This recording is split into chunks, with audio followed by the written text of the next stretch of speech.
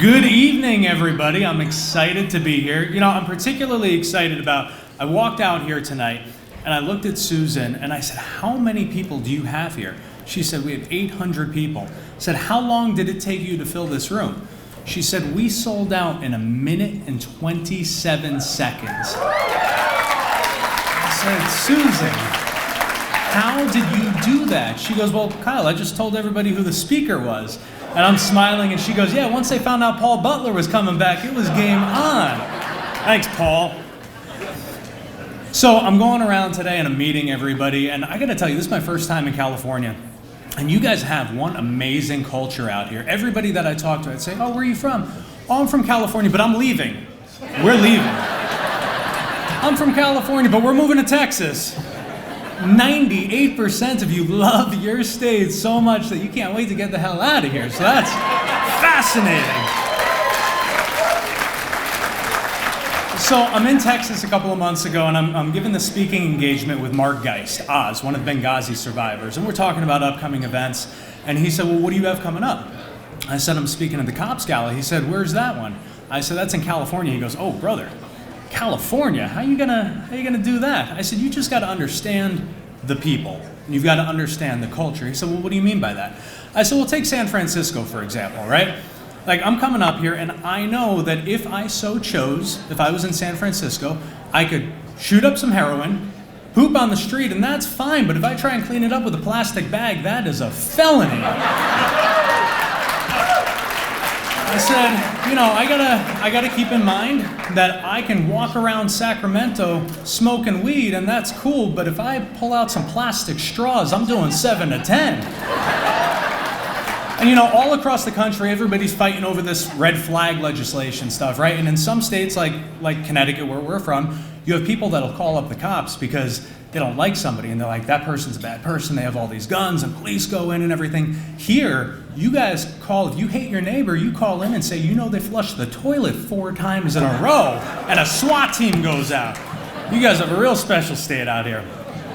Anyway, so who wants to talk politics?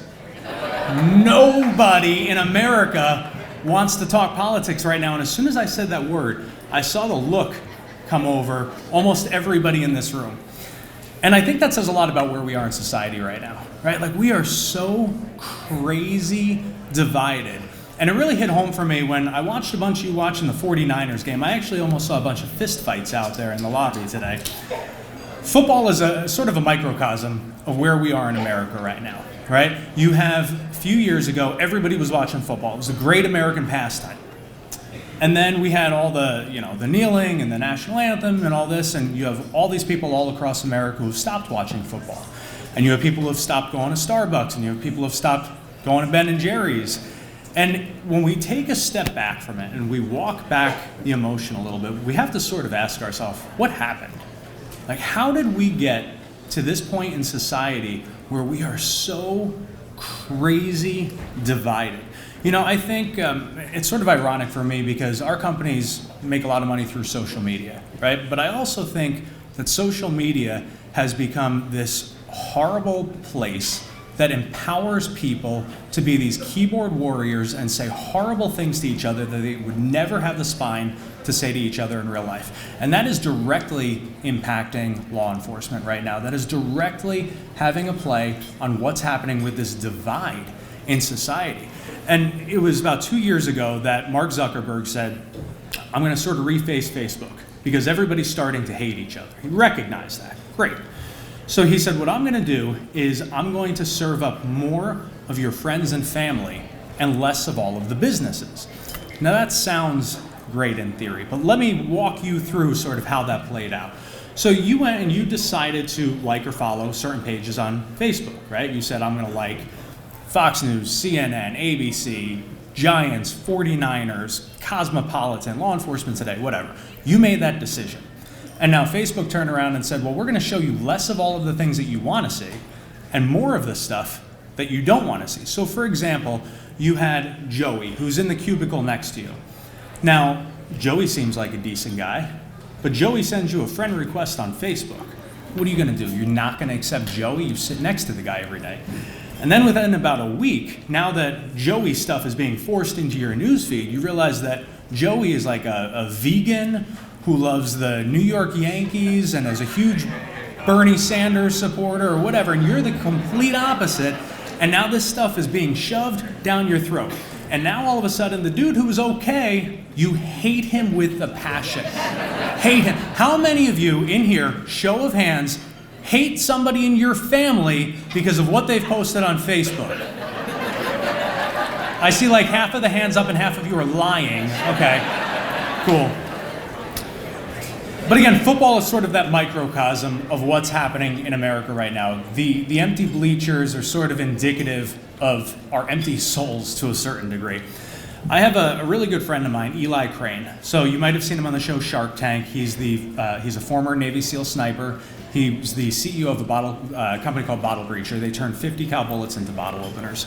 And I said, Eli, man, you seem to get along with everybody. How do you do it? And he gave me what I thought was a really cool piece of advice. He said, when you look at somebody, whether you love them, you hate them, you don't know them, look at them as being a child. Not in a negative way, but sort of think about them when they're in first grade, second grade, when they still have that innocence to them. And then understand that everybody has gone through some kind of traumas in their life. And that has created the person that we are today. And so I've tried to keep in mind, because we all get sucked into Facebook battles, right? We all get sucked into these wars, and it's 3 o'clock in the morning, and maybe you had too many vodkas, and you are done ordering stuff on Amazon, and now you're trolling people on Facebook. I think we need to try and humanize everybody around us. And that obviously goes for law enforcement today. So we were out on the border with Art Del Cueto, who's the president of the Arizona Border Patrol Union. He's the national vice president. And I said, Art, what do your men and women in Border Patrol on the border need? And he said, brother, I need you to just humanize them. Use law enforcement today to humanize them. And so today, we're going to talk a little bit about very human stories. And I feel like you guys don't know me, so probably the best way to get to know me is for me to humanize myself first. So I was super fat growing up, like super, super fat. Now we're going to flash back to second grade. It's a little, husky pants is what they called them back then. And we went to Catholic school growing up. Grew up in New Jersey. In second grade, my mother says to me, hurry up, you're going to miss the bus. And I remembered it was my day for show and tell. So I grab something quick, I throw it in my bag, I make the bus, I get in, I got Sister Gertrude. Now Sister Gertrude is approximately 114 years old. She could work that ruler on your knuckles like nobody's business. And so Sister Gertrude's going around the room, and she says, okay, Kyle, what did you bring for show and tell today? Now, I don't know what was going through my head when I made the decision that I did, but I unzipped my pencil case, and I pulled my mother's bra out for show and tell. Now, Sister Gertrude, at like 300 years old and about 82 pounds, turned into the Incredible Hulk and picked up this fat little kid, carried him in the desk down to the principal's office. Every one of us have those stories over the years, and we need to talk about who we are to people, and we need to share more of those stories. So I remember growing up, I had my Uncle Dan. Now my Uncle Dan, we'll call it what it is, he was sort of a jackass. Like, he was a cop, and nobody in the family liked him because he was a gruff, grumpy old man. Now, as we got a little bit older, we learned more about him. We realized that Uncle Dan served in Vietnam. He lost a lot of friends over there. But Uncle Dan was always sort of that gruff guy that nobody ever talked to. And on Thanksgiving, he would tell everybody that he was a vegetarian so that he wouldn't have to hang out with everybody for the big family dinner. And then I went one day into the kitchen and I see him like picking apart the turkey. He just didn't really like the family, which I understand now that I'm older. I don't like half that family either. So flash forward to 2 years ago. My cousin's getting married. Now, my cousin, his son, is now a trooper as well. And my Uncle Dan walks up to me, and he pulls me aside. He said, I need to talk to you. Now, that alone was more words than Uncle Dan had ever said to me growing up.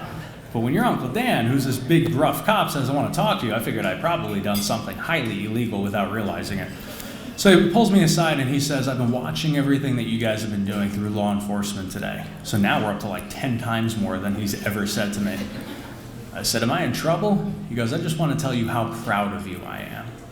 How proud of you. And it was such an impactful moment because to me, it made me realize that the work that we're doing through the platform is starting to touch people's lives. So let's back up again. I worked in TV for about 10 years. I was a producer of news and special projects. I was very well trained in how to make all of you in this room who are in law enforcement look bad. It is a true story that they do not want to tell you. They taught us how to take 7 seconds of dash cam and body cam footage, manipulate it, put it totally out of context, because if it bleeds, it leads, and if we can make you look bad, the ratings go up. Now, that's not what they called it, of course. They never said, hey, today we're going to train you all on how to make cops look bad, but that's the reality of what we were dealing with. And then we would turn around and we would use you for positive media coverage because it was a slow news day, so hey, we better find a cop who saved a life because that's going to make us in the media look good by featuring this, and then the next day we're going to turn around and slam you as well. Having a huge family in law enforcement, it never sat well with me. And so finally, I ended up taking a buyout package. I started up the marketing agency. I spent the first couple of years totally screwing up. And then finally, the company blew up. I took the leap of faith. I went in 100% in. And the really big defining moment for us, the company was growing, and we needed to do more. Service is in our family and all of our families. Daniel, who runs our production team, his father retired from law enforcement. Our director of operations, her brother is a cop, her father was a cop. It's just part of who we are. And so we announced that we were going to donate $500,000 in services to tell the stories behind the uniforms, to humanize men and women. And so the first video that we did exploded. We brought together the Manchester, Connecticut police and fire departments. We did this really cool video. It got more than 3 million views in 24 hours. We got the chiefs on Fox and Friends, Ainsley Earnhardt, who to this day, I swear my wife gave me a celebrity hall pass on her, but she later pulled it. So Ainsley said, who made this video? So the chiefs talked about us in our campaign. Now you would think that that would be amazing media exposure, except for the fact that Antifa found out about it. And within a couple of hours, we were inundated with hundreds of fake one-star reviews, telling us that unless we killed the campaign, they were going to shut us down for supporting pigs and killers and Nazis. And so we were small at that point, and so my management team's all nervous. They said, what are we gonna do? I said, guys, there's really only one thing we can do. This is the kind of thing that'll put you out of business. They said, we're gonna kill the campaign. I said, screw that, we're gonna double the donation and tell them all to kiss our American asses, because that is what you do when you are paid for. So we doubled it, and then these guys went and they responded to all those fake reviews by trolling him right back, and we sort of punched him in the proverbial throat, and then the business exploded, because when you double down on doing the right thing, sometimes you lose, but often you will win. And so flash forward, we had Law Enforcement Today, we became partners with. The founder is in his 34th year in law enforcement. He started Law Enforcement Today as a small online company because, he'll tell you something else, but he really just wanted to score free Yankees tickets when he was traveling around the country. He wanted to meet other cops. And so I got off air from Fox and Friends one day, and he reaches out and he says, listen, I see that you do all this pro-law enforcement stuff. If you ever need some numbers, some stats, some data, hit me up. I can help you with that. So we vetted out, and then I reached out to him and I said, well, brother, what's your reach like? He said, what do you mean, what's my reach like? I said, well, it looks like you got a pretty good audience. He said, well, how the hell should I know? I said, don't you run this thing? He goes, yeah, but I'm a cop. I don't know how this stuff works. So I said, can I take a look? And this was about 3 years ago. He said, well, yeah, don't screw anything up. So I call him back and I said, brother, you reach 20 million people a month. He's like, oh, is that good? I said, yeah, that's good. He goes, oh, can we do anything with it? I said, yeah, we could do something with it. And so for us at Law Enforcement Today, I think it's important to talk about our why. When I was in the media, I was taught how to make you look bad. Now that we're on the flip side, we can make you look good. We can be that voice again. So after the first 6 months, Robert calls me up and he says, hey, I want to make you our national spokesman. I said, I'm not a cop. Did you miss that little detail? He goes, no, that's exactly why I want to make you our national spokesman. I said, brother, you got to help me understand that a little bit. He goes, well, you can do one thing that cops can't do. I said, what's that? He goes, you can run your mouth and no agency can fire you. And so here I am today. So for us at this point, In the month of December, we reached just over 60 million people. We are on pace for January to reach 80 million people this month. And it is a blessing, but it's also a responsibility. Our focus in 2020 is to continue to tell the stories of the fallen, to tell the stories of the survivors, to tell the stories of the boots on the ground, to tell the stories of the wounded officers. So it was through law enforcement today that we linked up with Concerns of Police Survivors. My first experience with C.O.P.S was at the national conference. It was 2 years ago in Chicago. And I had no idea what I was in for. I sat down and we interviewed about 36 survivors. I spent a lot of time crying that weekend. I'm going to be straight up with you guys. And that was when I met Susan. Now, first of all, I want to pause for a second. Can we give Susan a huge round of applause to her and the rest of this board for putting this together?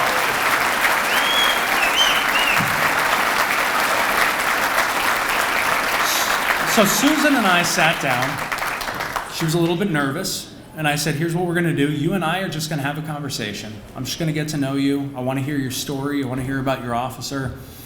And Susan and I start chatting, and it was about the moment that she said, I had to tell my 1- and 3-year-old daughters that their dad was never coming home, that I lost it. Because at that point, I had 1- and 3-year-old daughters. And doing what we do, doing so many interviews, it's really easy to quickly become numb to it because you almost have to treat it like it's fiction to be able to make it through. And it was in that moment that this organization, that this family, I had already liked it, but I fell completely in love with the organization at that point. Because this is, let's call it what it is. This is the family that none of us want to be in.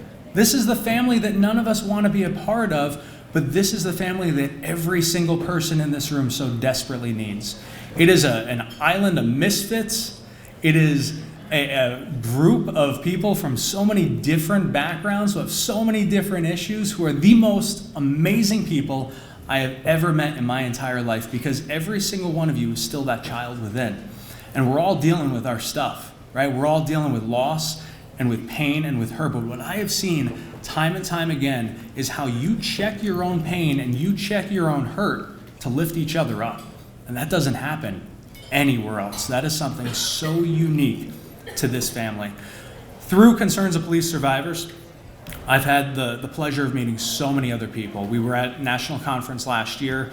Today I got to have lunch with Julie Robertson. Now, Julie, if you don't know her, her partner was shot and killed in the line of duty. It was a year ago in September. She was also shot.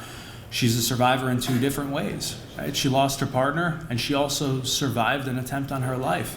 And these stories happen every single day. But what do you see in the news? You see Kim Kardashian's extended behind because she got some new surgery, right? Like, we see the stupidest celebrity news in the world, and yet we have people who gave their lives in service to this country every single day. We have a war on law enforcement. And in the media, we are more concerned with celebrity gossip than we are with paying tribute and paying respect. And that is why we exist at law enforcement today, to give that voice, to give that home, and to tell these stories and make sure that your officers are never forgotten. I was blessed to meet Drew Stokes. Drew is a CBP guy. Right after Hurricane Andrew, he was in Jacksonville. He was in a full flight uniform. He was on duty. He walks out of Publix. He's got a couple bags of groceries for the guys because they're about to ship off. And he hears somebody scream, "I effing hate cops." And before he could do anything, he gets shot in the back 5 times. That story barely made the news. These attacks every single day have to be talked about. I want to talk to you about a guy named Stephen Williford. Now, Stephen, not a cop, Stephen was in his home one afternoon in Sutherland Springs, Texas, 2 years ago. Stephen's daughter ran in and said, "Dad, somebody's shooting up our church right now." He said, "You got to be confused." She said, "Daddy, somebody is shooting up our church right across the street." Stephen grabs his AR-15, runs outside barefoot, sees a guy in full tactical gear who had just killed more than 24 members of that church in Sutherland Springs. Stephen said at that moment, the guy turned, he was in full body armor, and he started firing at Stephen. And I'm interviewing Stephen. I said, "What did you do?" He goes, "Well, man, I felt the heat of the bullets whizzing all around me. And I said, and then what happened? He goes, well, I heard Jesus. I said, I'm sorry, you what? I said, yeah, no, I heard Jesus. He goes, this is why I never did any of those mainstream media interviews, because they wouldn't let me talk about Jesus. I said, well, what did he say? He said, well, don't you worry about those bullets. You just shoot that bad man. And he did. Again and again and again. And he shot the guy 5 or 6 times, and then the guy gets into a car and he drives off. Now, Stephen is standing there, barefoot, holding an AR-15. The guy drives off. Another guy's driving down the road in a pickup. Stephen flags him down, because that's a normal thing in Texas, I guess. And the guy says, what can I do for you? And he said, that man just shot up my church. He said, well, get in. We got to go kill him right now. So they did. They went out there. There are heroes among us. And not all heroes wear capes. There are heroes in this room right now. And, you know, I sort of jokingly said that you guys are a little bit screwed up because you have to be to run towards bullets and in law enforcement. But the truth of it is that you are, because you don't recognize that you're heroes. And every single person in this room right now is a hero in some way, shape, or form. You might not have all engaged shooters. You might not have all had these threats against you directly. But you are heroes for what you do for each other, for the sacrifices that you made for this country that people will never know. Through Concerns of Police Survivors, I met Sherry and Chris Potter. Now, Sherry's husband was killed in the line of duty in Tucson, Arizona. We spent a lot of time together. We cried together. We prayed together. And then one day, Sherry says, hey, I heard you're coming out to Tucson. I said, yeah. She said, well, you know, Chris runs the aerial division for Tucson PD. I said, I didn't realize that. So Chris calls me up. He was like, bro, you want to go up in the air on a patrol? I said, yeah, I want to go up in the air on patrol. He said, have you ever been in a helicopter before? I said, I was 24 years old and drunk with this Albanian that I was dating, so I don't really remember it. He said, did you throw up? I said, I don't think I did. He goes, well, we'll have bags for you. So he brings me up in the air, and it's like 2 o'clock in the morning. And we're going over Tucson, and it's pretty cool. So Tucson is sort of like this geographic bowl. So there's a lightning storm all around, but because of the geography of the land, the lightning storm's not going to come up to us. So we get a call, and they said, we've got a guy on camera. He was caught on the surveillance camera at the Lexus dealership, and he's going around looking at all the cars. So they respond and said, do you have any patrol vehicles headed out? They said, negative, we don't have anybody available.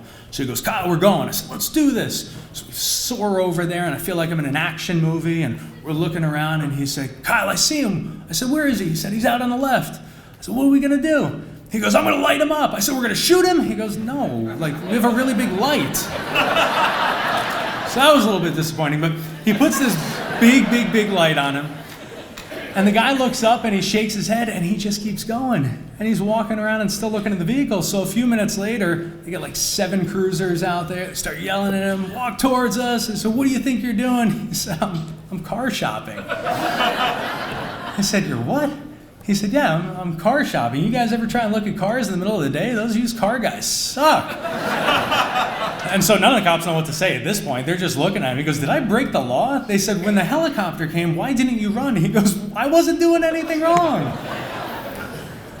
We tend to forget that police officers are human, just like everybody else. They responded to a call, tried to do the right thing, but you never know what you're running into, right? And so to share a lot of these stories, we launched a new author on law enforcement today about a year ago.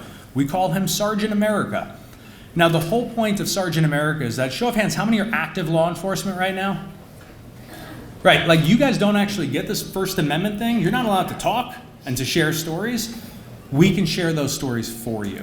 So we take these stories, they're submitted to us, we vet them to make sure that the person who's submitting them is legit and is who they say that they are, and then we share those stories under the name Sergeant America to try and give you a voice again. And I think it's important that everybody gets that voice. And I want to share, I mean, this is sort of going down a dangerous road, I guess, because we're in California, but you guys seem pretty cool. I think it's important that everybody has a voice, and sometimes those best voices come from little kids. So our daughter is about 19 months old, and it's about 6 months before the 2016 election. And we're in church on a Sunday in Massachusetts, right over the line.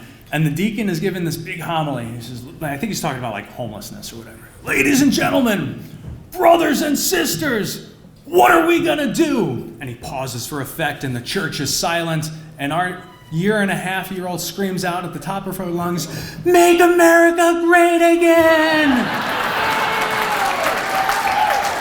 And in that moment, we knew how everybody in that church was voting one way or another. The one thing, listen, love him or hate him, the one thing that President Trump has talked a lot about was the silent majority. And I want you all to right now think about the silent majority in a very different way, not in a political way at all. I want you to think about the silent majority as being us, as being the voices who are in America right now, who support law enforcement, who love law enforcement, because we're also, we truly are the silent ones. Your support, your donations, your dollars, your support of national cops, your attendance at the big national Gala Police Week, all of this is amazing. But guys, I'm here to tell you right now, it's not enough. We need your voices. We don't just need your money. We need you to stop being the silent majority. We need to stop sitting there quietly watching as politicians attack our law enforcement officers, as the media attacks them, as they get slammed left and right. We need to stop being so damn silent, because in doing that, in being silent, we're implicit with these attacks too. We need to stand together, and we need to stop being the silent majority and start being the vocal minority again. I want to leave you with one other moment that really told me a lot about this family. There's this guy named Marlon. So I met Marlon at National Police Week in DC. Now, going into a lot of these interviews, I try and sort of mentally and emotionally get ready, because they're tough. And the plane ride was crazy. We rushed over there. The first person I interviewed was this little 6-year-old girl. And she said to me, "I just wish that I could tell my uncle one more time that I love him." And then I interviewed her mom. And she said, "I wish I could tell my brother one more time that I love him." And the officer's mother said the same thing. And then Marlon sits down with me. Now, Marlon's a big guy. And I could tell Marlon wasn't doing so hot. So, "Marlon, how you doing with everything?" He goes, "Not so good." I said, "Well, tell me about your son." So he starts telling me all about him, and he says, "You know, Kyle, we hadn't seen my son in years." I said, "Problems?" He said, "No, not at all. We didn't come from a lot of money. He lived, 14 hours away, and it was just really tough to get together to see each other." I said, "Okay." He goes, "But I got to tell you, man, all of this was God. Everything that happened here was God." I said, "All right, man, I'm a brother, but you got to help shepherd people through this." He said, "Well, here's what happened." He goes, "A couple of months before my son was killed in the line of duty, my wife and our house burned to the ground." I said, "You got to be kidding me." He said, "No, stop right there. That was God."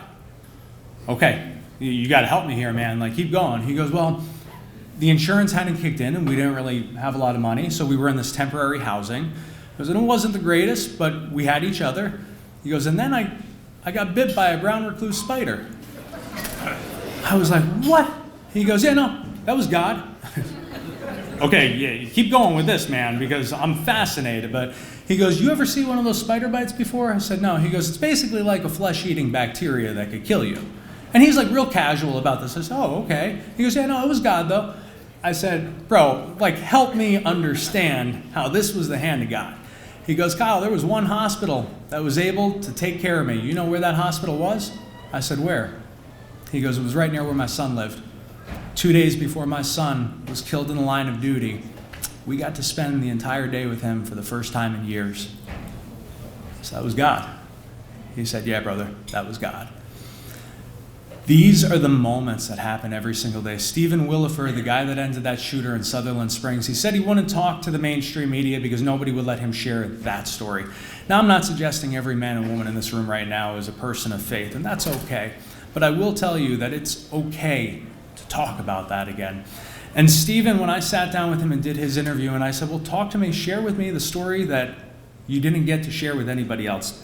He said, "Kyle, we had a guy in that church who everybody made fun of him because he would take his extra shekels that he made on the side and he would buy tourniquets. And everybody said, 'You're out of your mind. What are you buying tourniquets for?' And he said, 'Well, you never know.' And they used to make fun of him so bad." Well, on the day of that shooting, that man had the exact number of tourniquets that people were shot and needed tourniquets in that church that day. It was God. He said to me, Kyle, there was a Marine who got shot a couple times in the gut, couldn't stand up, couldn't move. He was laying on the ground, damn near bleeding out, barking orders at everybody, telling them all what to do. And a little 7-year-old girl went up to him and said, Gunny, I'm scared. I don't know what's going to happen. And he started singing hymns to her the entire time. All around us, we're all tied together by the love in this big family, by something that we can't see, we can't feel. The mainstream media is going to tell you all day long that it doesn't exist, but every single one of you knows that there's something in here holding us together. And so it sort of leaves us with a question. I'd like to invite Paul back up to join me. You know, I want to go back to the very beginning here where we talked a little bit about the divide that we have in society. And we talked about what's happening in football and how football is sort of a microcosm of what's happening in America. And I think that there's actually a really cool opportunity in football right now that everybody misses and everybody overlooks. Now, at the beginning of tonight's program, we heard an absolutely beautiful tribute of the national anthem. It was incredible. I don't know about you guys, but I get chills every time I hear the national anthem. But what we tend to do with the NFL is we take one person and we say, the national anthem is a hard song to sing, right? So this person does it best. And we're going to have this one person sing that song. But that song belongs to all of us. What I'd like you all to do today is stand up for me, please. I want you to grab the hand of the person closest to you. I want you to close your eyes, and I want you to think about your officer. I want you to think about your hero, your spouse, your coworker, your brother, your sister, your son, your daughter, your grandchild. I want you to bring them here into this room with us right now, because that is what this is all about.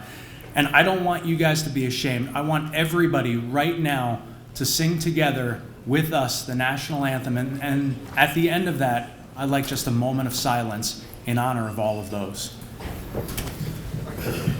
Oh, say, can you see by the dawn's early light what so proudly we hailed at the twilight's last gleaming, whose broad stripes and bright stars through the perilous fight o'er the ramparts we watched were so gallantly streaming, and the rocket's red glare, the bombs bursting in air, gave proof through the night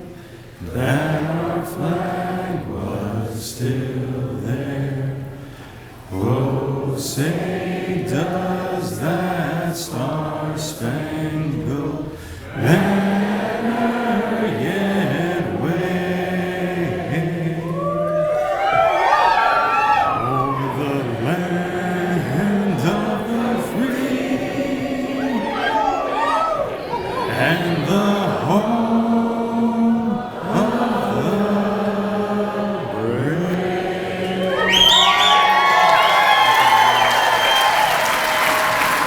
52,000 survivors, one voice, one family. This is our America. I love you all. God bless you all, and God bless America.